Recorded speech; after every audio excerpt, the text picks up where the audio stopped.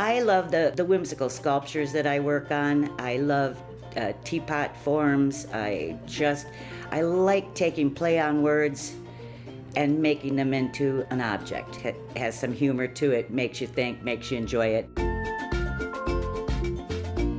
I'm Lynn Loftus, and I'm a professional potter. I've been working in clay for 45 years. I'm here in Marathon, Florida, in the beautiful Florida Keys.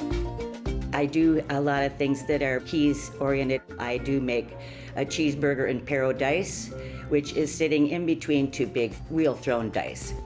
And I'm very technically oriented in my work. I do laugh, though, and say I haven't been considered seriously as an artist for years, since people come in and look at my stuff and start laughing. But I am very technically involved in what I do as well. Life is just a bowl of cherries, which is a thrown bowl, and little clay furniture, little chairs inside. Bowl of cherries. I made a one-night stand, which is a little wicker night table with a lamp and ashtray and cocktails on it.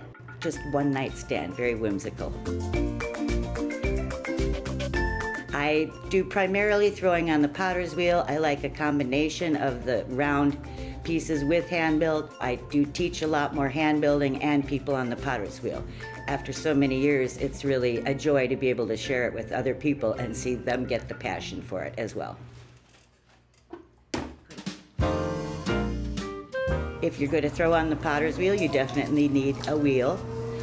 You need your kiln. You can make a lot of the tools that you're using. I sometimes use a potato peeler to get a surface on a particular pot.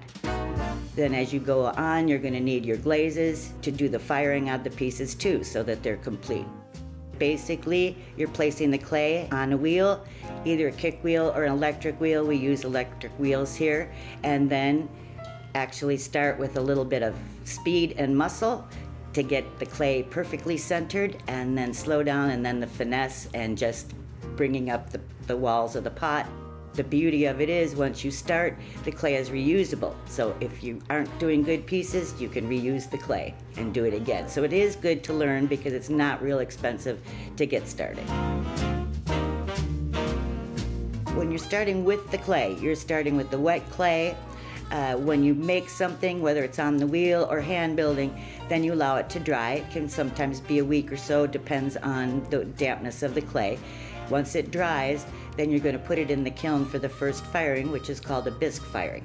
When it comes out, it'll be fired. Our clay is white when it comes out of the bisque firing. Then it's absorbent, and that's when you start doing your glazing, applying your colors, and then after that it's fired a second time, and everything comes out with all the pizzazz and the magic.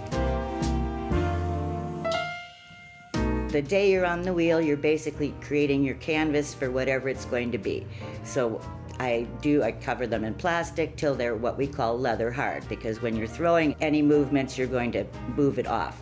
So the next day, when it's like leather, like shoe leather or belt leather hard, that's when you're going to add your embellishments or handles or designs.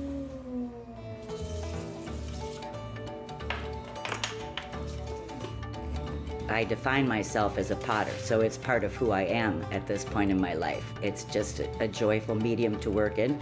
Also, I love playing in the mud. I have never outgrown that. This is like Confucius said, pick a job you love and you never have to work a day in your life. I've been very blessed to pursue a career as a potter.